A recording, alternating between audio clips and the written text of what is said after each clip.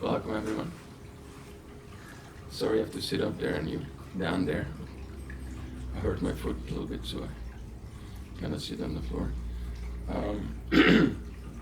Anybody new here? Nobody's new here. Everybody's seasoned devotees. Yes? No? Yeah. Prabhu? More or less? Okay. Yeah, many familiar faces, of course.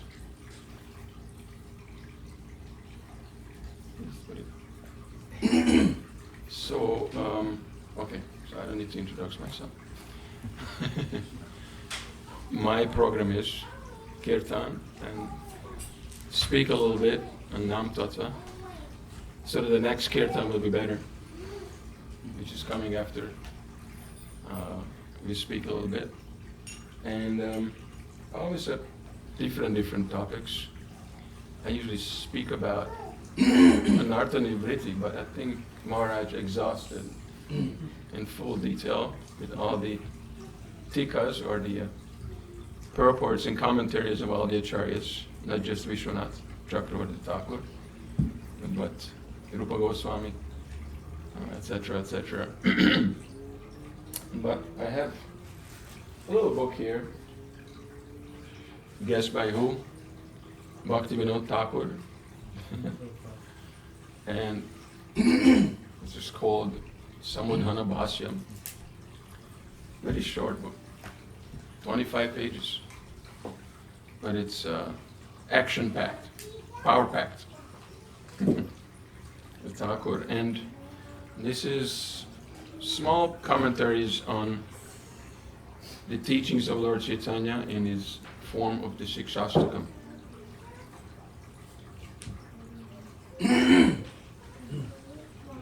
And I think what relates to anartha nivritti, if you went to everybody here who didn't go to Maharaj's classes or didn't attend or follow up, anybody not familiar? You're not familiar? Maharaj's classes, anartha nivritti stage. Let's go over it a little bit. You boys know what anartha nivritti means. Okay. So what is the process of Krishna consciousness? Very simple. In simple words, first we chant Hare Krishna and we become a little bit purified. Then we study philosophy so we understand things better. And we understand things better, it will be easier to chant Hare Krishna. Because chanting Hare Krishna is there from the beginning and it will be at the end. It's the means and the goal. In the spiritual world, you will be chanting Hare Krishna in its pure form of the holy name.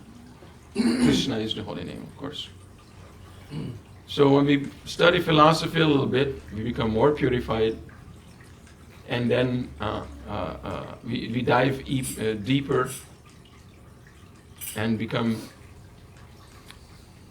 more detached from this material world, and eventually we'll meditate on the Astakaliya Leela of the Lord, Astakaliya Leela Smaran, the pastimes of Radha and Krishna, which will be also facilitated by the Hare Krishna Mahamantra. If you try to sit down on your own by an external means, okay, I'm going to close my eyes and I will be meditating on the pastimes of the Lord. Sometimes you have these exercises, close your eyes, imagine Krishna is there, on the banks of the Jamuna, etc., etc. It will not last. Sorry. We are Kali Yuga rejects, and it's very hard for any of us to externally meditate. It takes a long time of purification. It's a gradual process. Of course, it's as gradual as you want to make it. So you can get there very fast if you're very serious. Śrīla Prabhupada gives a guarantee.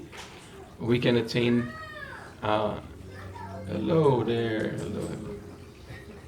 We can get there in this lifetime, if you want to. That is the point, if you want to. Why would you not want to? Who knows?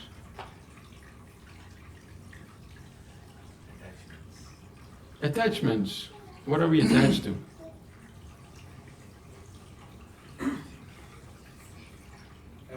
Everything. Everything, not anything to do with Krishna. Anything is not related to Krishna we are attached to.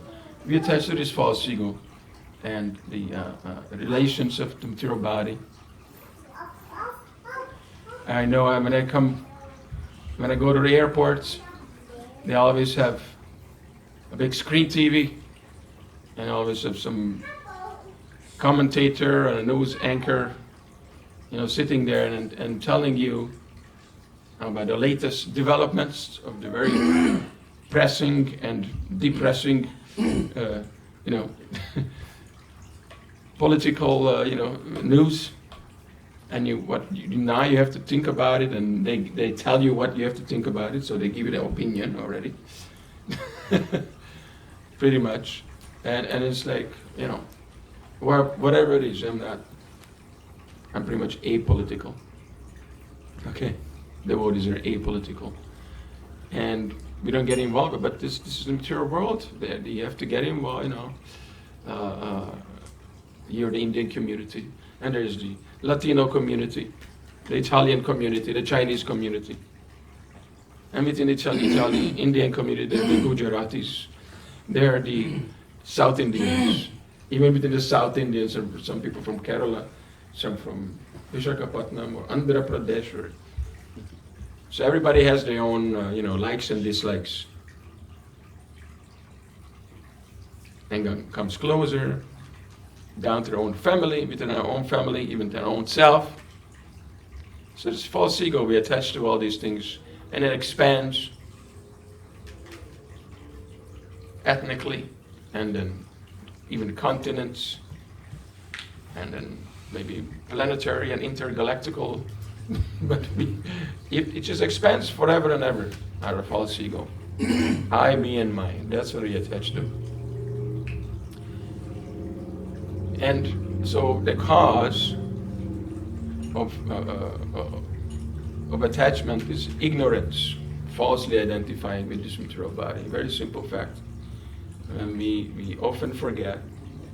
I listen to Śrīla Prabhupada every day at home in Mayapur. In the morning I cook for my deities.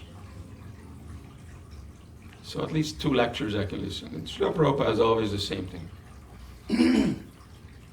We are not this body. You chant Hare-Krishna, you will realize you're not this material body. And we work so hard, life after life, to be happy here. And what do we get? Only birth, death, old age, and disease. At the end of your life, you will be kicked out of this body. You cannot take anything with you. Prabhupada lecture, very nice. Of course, it gets much more complicated, but these points are always returning. So anartha-nivritti means these things that we are attached to in the material world, and this comes at the stage when one comes in contact with devotees. Of course, many of you boys and girls, you were born into this movement. You had no choice.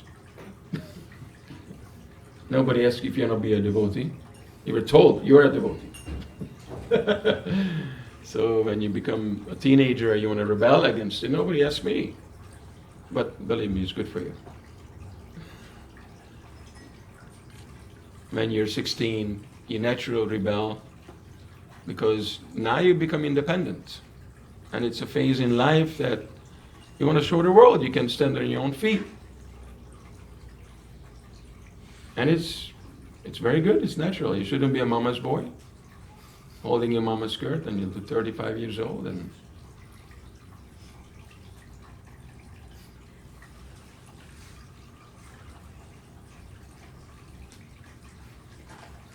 so anyway, you come in contact with Krishna consciousness, and when you become a little serious, then sadhu sangha, Bhaktivinoda Ṭhākura says sadhu sangha means initiation by the spiritual master.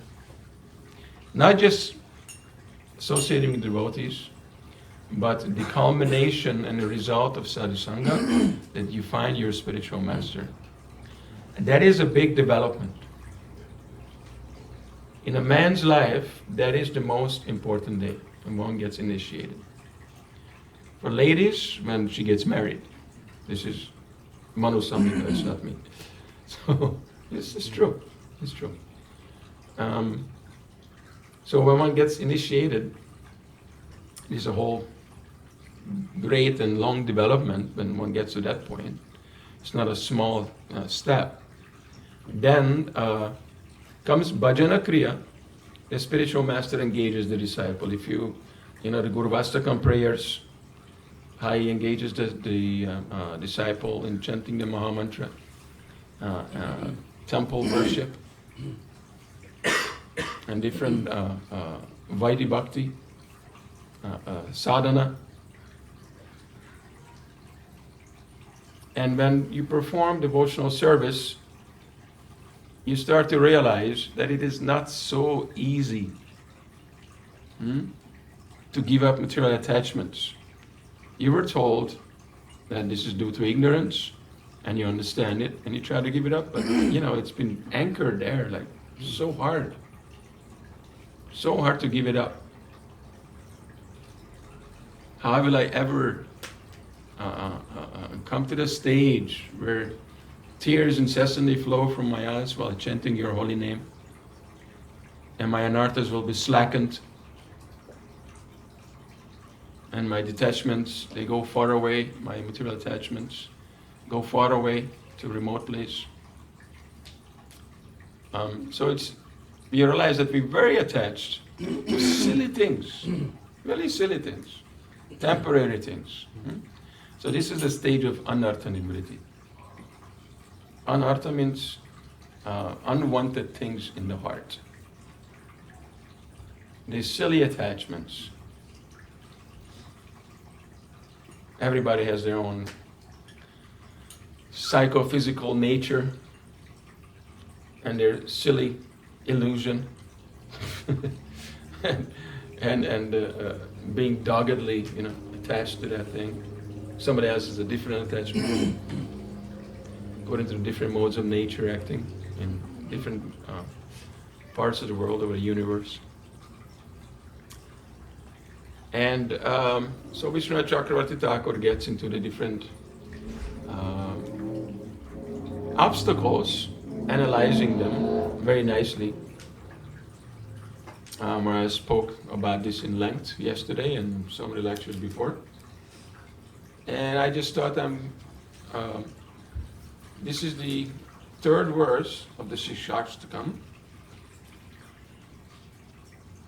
Where is it? Who knows the third verse? tṛṇād api sunīcena, taror api sahiṣṇunā, amāninā mānadena, kīrtanīyaḥ sadā hari. Sometimes I see these kirtan celebrities, they have kīrtanīyaḥ sadā hari tattoo. But we should know the first 3 lines as well. Not just kirtan with humility and tolerance and feeling lower than a blade of grass, being more tolerant than a tree, ready to give respect to everyone and not expecting anything in return. Then kīrtanīyaḥ sadā hari, then you can constantly chant the holy name. So let's see what the Ṭhākura says. So one can chant the holy name of the Lord in a humble state of mind, thinking himself lower than the straw in the street. One should be more tolerant than the tree, devoid of all sense of false prestige, and ready to offer all respect to others. In such a state of mind, one can chant the holy name of the Lord constantly. The characteristics are humility, arising from detachment from material objects. Oh Prabhu, how do I become humble?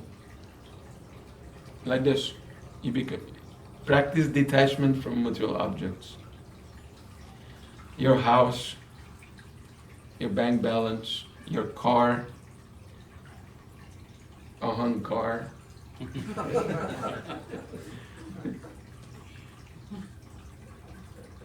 There's one devotee in Vrindavan, Bhagavad Purana. He's like Madhumanga, famous joker in the Kirtan department. He originally is from Boston. And I used to go on book distribution with him. We used to go to the parking lots, right? So when you do books in the parking lots, people come out of the store and go to their car. So when they get to the car, you hit him up. Excuse me, sir. So he would they come to the car and he goes, sir, excuse me, sir. What is it? Is this your car?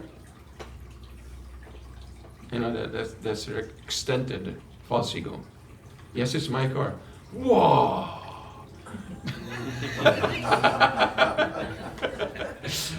Indirectly praising him, and he got he got their attention. The ahankar, the false ego.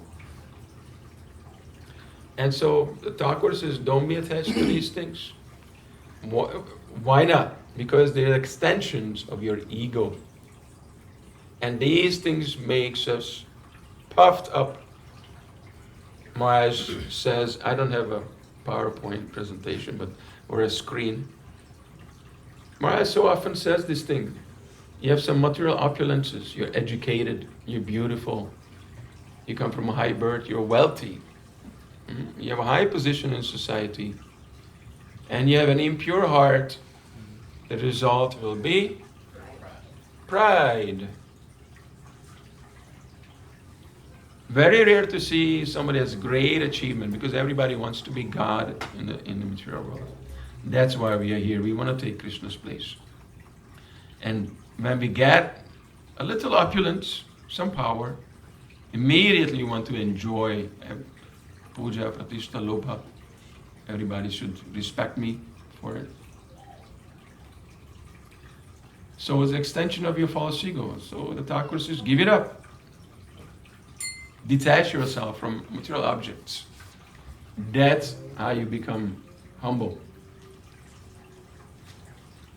And he says, produce from chanting the name without offense, compassion ornamented with lack of envy. Absence of false pride, basically the same thing. And offering respects to all according to qualification. And he says here, because of the appearance of Krishna's name, which is the embodiment of spiritual rasa, the devotee becomes detached from everything except spiritual rasa. By giving up the lower taste, by attaining the higher taste, the lower taste becomes forcibly removed. I have a friend, I don't want to say his name, but the US government hired his parents in the 60s and the 70s to grow marijuana on their land in West Virginia. Because all the hippies were protesting, legalize it, brother. And they were so strong and so many numbers that the US government thinks, oh, if it comes to legalize, right, actually legalized in many places, it's horrible. Then we want to have the business. We want to have the best product and sell it to them. Profit. This is American capitalist society. So they paid good money to his mother and father, who were hippies, to grow marijuana on their land. And they wouldn't, they get away with it. So he says he had this very, very strong hallucinogenic almost drug, marijuana. But this is when he joined the temple. He started chanting and dancing with the devotees and taking prasadam and associating with them, and he was very joyous and happy and peaceful and content. And he says after 10 days he was going through his jeans and he found this big bag, of weed. And I was thinking, wow, I completely forgot about it. This process really works. For 10 days I was smoking every day, my whole life. And I started chanting Hare Krishna and I forgot about the drug. I don't need the drug. Not that I don't need the drug, I forgot about it and I have it because it's just... So by practicing the higher taste, the lower taste will go automatically. That's why he says the spiritual rasa, when you chant the holy name, you become detached from everything except spiritual rasa. The jiva is by nature a particle of consciousness and a servant of Krishna. I no longer have any goals related to material objects. It's futile. When you taste spiritual rasa, material objects will not give you any enjoyment, any relishment, any satisfaction or peace. Sat Chit Ananda, full of eternity, full of knowledge and full of bliss, joy. And Achit, Asat, and Nir Ananda, everything, the opposite here in the material world. As long as I do not become free of samsara by Krishna's mercy, I will accept objects suitable for maintaining life with yukta vairagya. You boys know what yukta vairagya means? No? None do? Vairagya is renunciation, but So, complete renunciation. Yeah. Tell you a story when somebody told Srila Prabhupada, an Indian gentleman, that in our village, the famous Guruji, whenever he sees money, a dollar bill or something, his hands just go behind his back automatically. He's so detached from material life. And Prabhupada says, when I see money, I go like this. Give it to me. I use it in Krishna's service. So this is complete renunciation. This is real renunciation. We use everything in Krishna's service. That is how you renounce things. Nothing belongs to you. Everything belongs to Krishna. Everything is meant for Krishna. That is a real renunciation. So he says the devotee, as long as I do not become free of samsara by Krishna's mercy, I will accept objects suitable for maintaining life with yukta vairagya and with knowledge of a relationship with Krishna. I must experience the prarabdha results in a form of suffering arising from lack, sickness, lamentation, old age, etc. Prarabdha means, karma comes in some karma is just coming to you later in life, is still in a seed form, some in a budding form. Like in astrology, you enter, let's say, Rahu or Saturn, the dreaded, 19 years on the chart, if you have bad astrological chart for Rahu, Saturn, Ketu. And I am in Ketu Mahadashana. I had an accident, there was blood everywhere. So Ketu just hits you, you don't know, suddenly hits you. You don't know from where. So, and these things, just like in the beginning, Saturn comes and you already feel, something's wrong is coming. So then there's the budding form of your karma. But prarabdha means already fructified. In the middle of where you get slapped, left and right, and thunderbolt hits you, and etc., etc. So many misfortunes. And then he says, lack, sickness, lamentation, old age, etc. And the happiness arising from good health, strength, knowledge, etc. He says, I have to experience these while determining that since I have a spiritual swarup, I have a spiritual body, spiritual form, I don't belong here. I have no relationship with material objects. Basically, somebody praises you, somebody punches you in the face, breaks your nose, or comes and says, oh, you're so beautiful and so learned, can I give you $1 million? You have to tolerate everything. Somebody praises you or criticizes you, you have to tolerate. Maharaj was yesterday talking, somebody praises you so much, then you don't let it stick.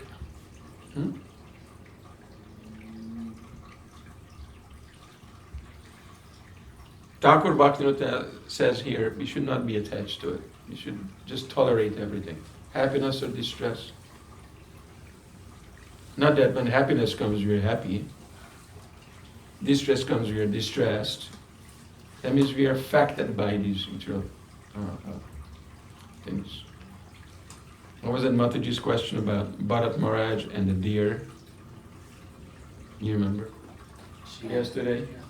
She was saying that, well, Bharat Maharaj was helping the little baby deer, right? That means he exhibited compassion. How is it an offense to the holy name? She was what he's supposed to do. Jiva Daya, right? I was trying to tell him, yes, but while doing that, he gave up his devotional service. She didn't understand. Because it's just like the story of Ajamil. Maybe she could have understood like this. Ajamil became attached to a prostitute. And he was a Brahmana performing his duty as a Vaishnava Brahmana, not just a Brahmana. He was worshipping Vishnu, Narayan. And because of the prostitute, material association, he gave up his devotional service. So here the same thing happened, only in the mode of goodness. Ajamil did it in a mode of ignorance and passion, and Bharat Maharaj did it in a mode of goodness. But the result is the same. They gave up devotional service, which will lead to Krishna, back to the spiritual world. So good karma or bad karma, it's all bad karma. Simple, I'm a simple man.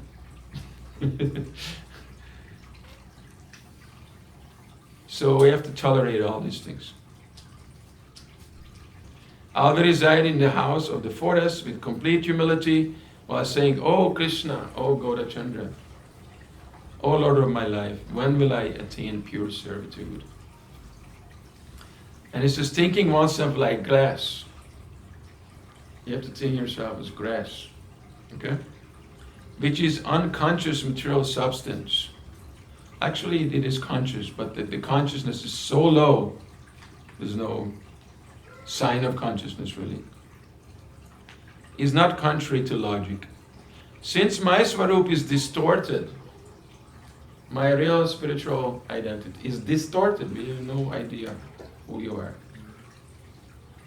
I do not have a positive identity. I might as well identify it as a tree or grass. I'm actually lower than grass. Then it says the words more tolerant than a tree express the fact that the tree helps by giving shade and fruit, even for the person who cuts it down. The devotee of Krishna helps friends and enemies, showing mercy from a more elevated tendency. Mercy, ornamented with lack of envy, is the second characteristic of those chanting the name. The person dedicated to chanting without offense says, "O Lord, how will these jivas associated with me attain attraction to your name? They are blinded by Maya. They are harassed by the dualities of happiness and suffering related to sons, wife, wealth, victory, and defeat. They are not detached from material objects, full of anarthas.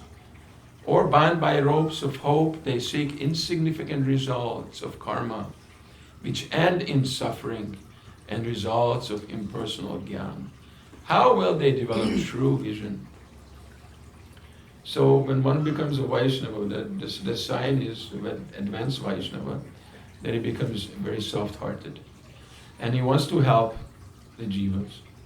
At least we should come to the Madhyam Adhikari platform, where Madhyam Adhikari, when he sees non-devotees, those who are pious, he wants to elevate them to Krishna consciousness. He wants to help them. But those who are envious, he avoids. And those who are like him, he makes friends with them. That's how he associates. But of course, in Bhagavad Gita, Krishna says, and in this Vaishnavatic also, the envious should be avoided. But still we see, and Prabhupada is the example, that we approach even the envious. Even if it's an offense, we try to save, the people suffering here in the material world. And up to one point, because if they become very, very offensive, then beyond help, then you have to avoid. But we still try and we go out of their way. This is paradukha dukhi. This is the mood of the Brajvasis. This is the mood of a Vaishnava, that he tries to help them and bring him to Krishna consciousness.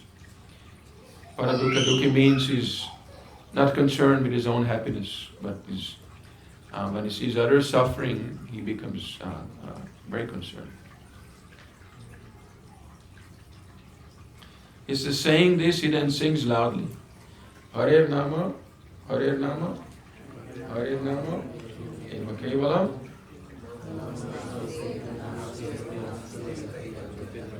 Jai. In this age of quarrel and hypocrisy, the only means of deliverance is the chanting the holy name of the Lord. There is no other way, there is no other way, there is no other way.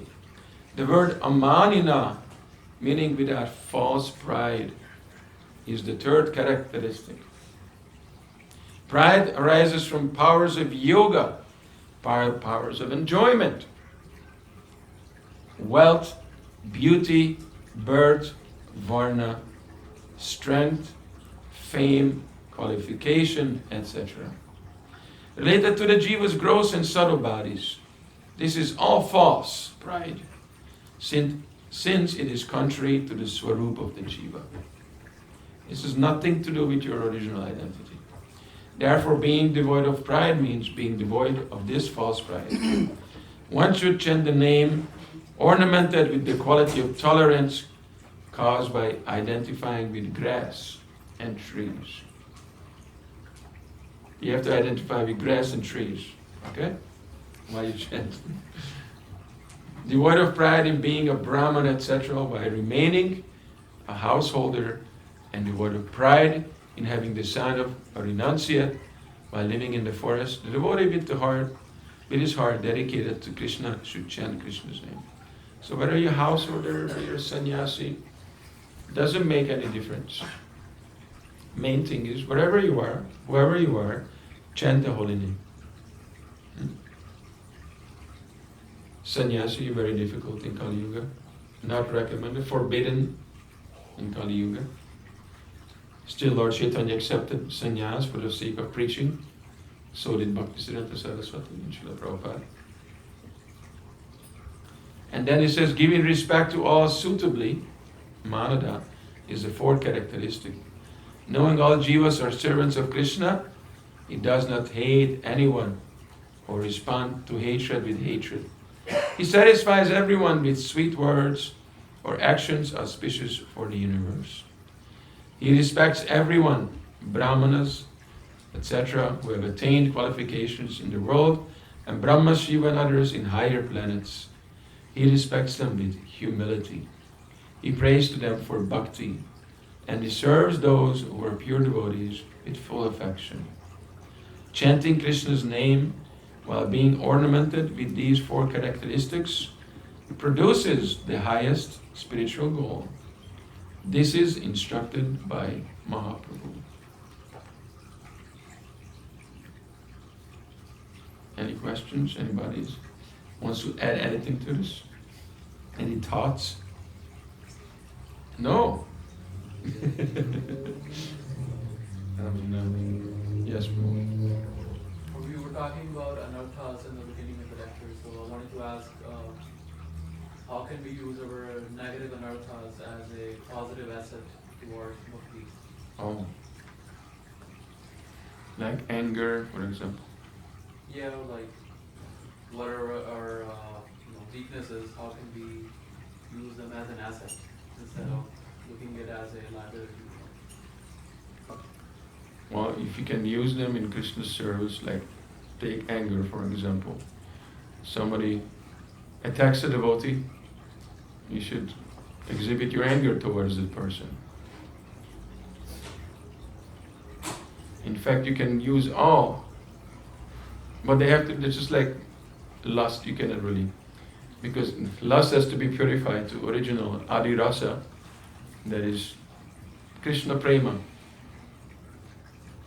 But see, these things are in the soul, these are qualities of the soul, now they're distorted. And in the original pure state, they're there in the soul. Lust, anger, greed. What is greed? Lobha. You should be greedy for Krishna. You should be greedy for kirtan. Right? Have some taste for it, not just taste for it. We seek out and you're greedy. You want it. You want to get it. So we can utilize all these so-called bad qualities. But here, anartha means, like I said, silly attachments, which will enhance your false identity of you're the enjoyer of this material world. You're God, basically. You want to be the Purusha, the male. Whether you're a male body or a female body, but you want to be the Purusha Abhiman. We are not the enjoyer. It's a ludicrous idea. But still, and modern society is materialistic society with secular education. They push this idea throughout, the ages, and especially in Kali Yuga, that you have to be successful and then you will enjoy. So anyway, yes, we can use everything in Krishna's service except envy.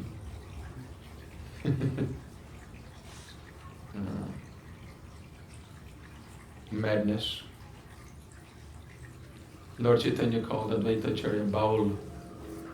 In Bengali, Baul means mad, and it meant that you're mad after Krishna. Of course, later, since it is called Kali Yuga, the term Baul was exploited by a sect of sahajas, who rolled into town, or not town, villages. They play their Baul songs, and they pretended to be in a higher state of love of God, shedding tears and rolling in the ground while chanting Hare Krishna, and took the young daughters of the villagers, etc., etc. So, but that's Baul, madness. You can be mad for Krishna. Everything can be engaged for Krishna. Be attached to our material assets, for example. Using this house for kirtan. Okay? Very nice. Using your wealth, using your education. You study the philosophy and help others to understand the philosophy. You're very beautiful. You go out on Harinam Sankirtan, attract people with your beauty, but mostly with your purity. But I'm just saying, you can engage everything in Krishna's service. You find a way. Yukta Vairagya. That's it. That is Yukta Vairagya.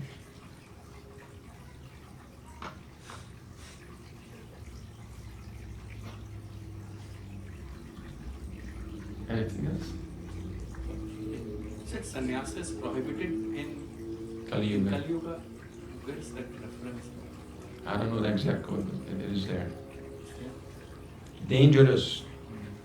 Because it's, what is the code? It's reasoning, it causes confusion and disruption in society. Because Kali Yuga people are fallen. Sannyasi is pure. So Srila Prabhupada says when you're sannyasi, it's like a bad, so it's a white sheet. You have one speck of black spot. Oh. Oh, so it's difficult to maintain. Yes, the purity, and the principles. And then because you are seen as a collective representative, then it becomes It becomes what was the word? you represent the group, and then you represent. You represent an ashram. Yeah. It becomes a farce. And then Okay. a phony sannyasi or phony brahmachari. It is better to be a householder and honest about yourself, and start from there. Honesty is more important than social position or ashram position. In fact, it is said grihastha is a higher platform than a brahmachari. Not a sannyasi, but a brahmachari. Because he has taken responsibility for a family and etc. Brahmachari just lives student, He has no worries. He doesn't have to provide and get a job and all those things, unpleasant things. He lives carefree. But who can be? Grihastha cannot be a brahmachari. Then he has to perform that.